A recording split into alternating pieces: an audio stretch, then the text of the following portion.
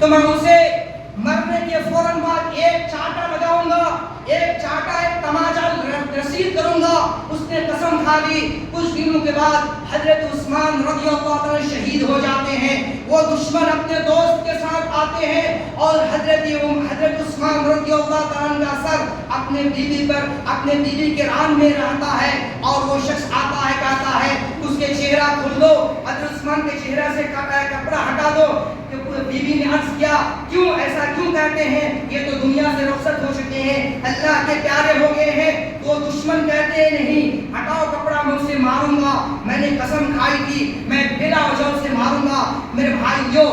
وہ شخص، اس کی بیوی بیان کرتی ہے کہ وہ آپس میں لڑتے رہتے، تو حضرت اس شخص نے، اس کے دوست نے بتایا کہ وہ جو دشمن کا دوست آیا تھا ساتھ میں، اس نے کہا کہ حضرت عثمان رضی اللہ تعالیٰ عنہ بلا وجہ حضرت عثمان کے دشمن نے حضرت عثمان کو ایک تماچا رسید کیا، اور حضرت عثمان کی بیوی نے کہا کہ اللہ تبارک و تعالیٰ تمہیں تیرے ہاتھ کو شر کر دے، تمہارے ہاتھ کو بیکار کر دے۔ میرے بھائیو، حدیث کے حضرت اس میں ہے،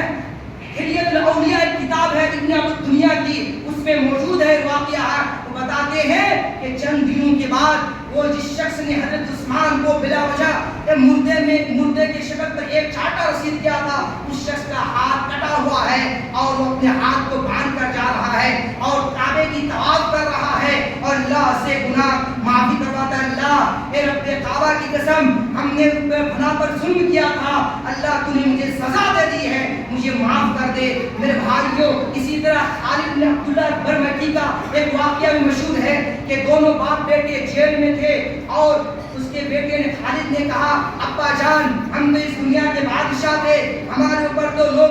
ہم تو لوگوں پر حاوی تھے، ہم لوگوں پر حکومت کرتے تھے، تو ہم اور آپ جیل میں کیوں ہیں؟ تو عبداللہ برمکی کہتے ہیں کہ میرے بیٹے،